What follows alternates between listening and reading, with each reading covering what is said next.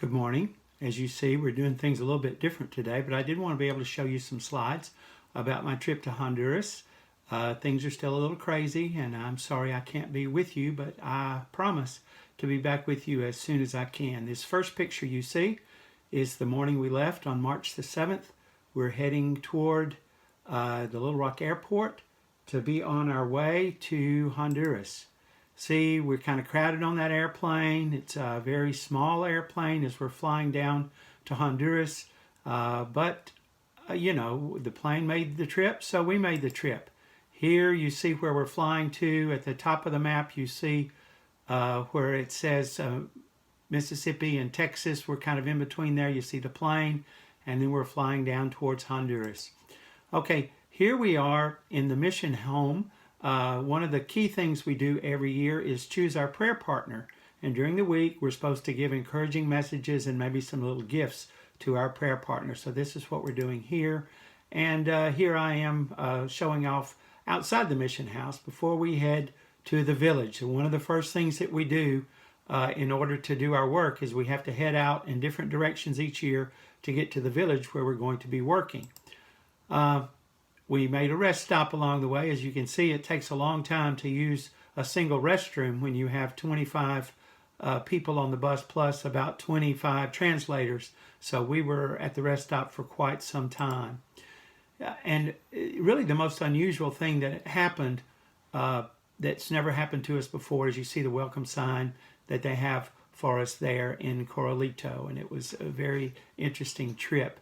And that's as far as I'm going to take you today with our trip. But we do want to move on to our devotion for the day. And of course, our devotion that I'm sharing for these first 3 weeks are going to be the devotions that I shared when I was there in Honduras.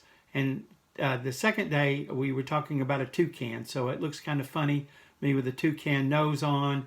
But we won't look at that very long. Let's move on to what the toucan actually looks like. You know, a toucan is a bird that is native to Honduras, and the most recognizable feature on the toucan is its large bill. Of course, it's brightly colored, and we all know the toucan mainly because of Toucan Sam, who's on the cover of Fruit Loops, and I hope you enjoy eating Fruit Loops, or at least at some point enjoyed eating Fruit Loops like I did.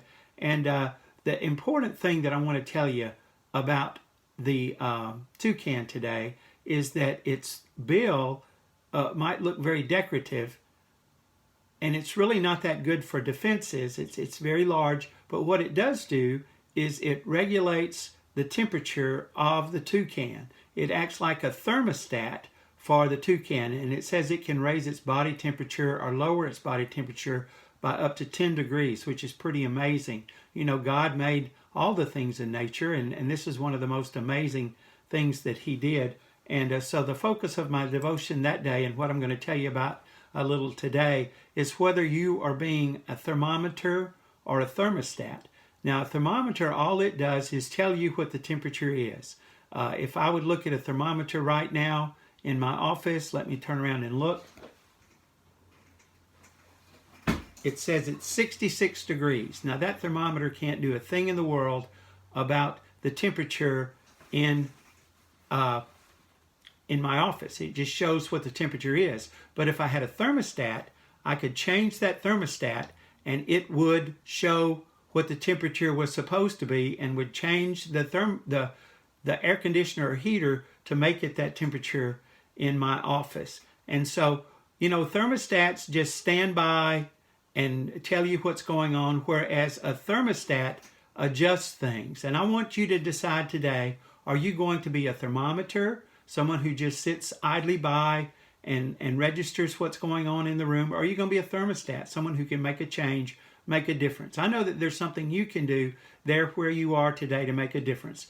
A smile, a kind word, whatever you can do to make a difference in someone's life. That's what I want you to try to do today during these difficult times. Now, I do have a special prayer request for you today. We do have a member of our church who has the coronavirus, and his name is Ben, and I ask that you pray for Ben today.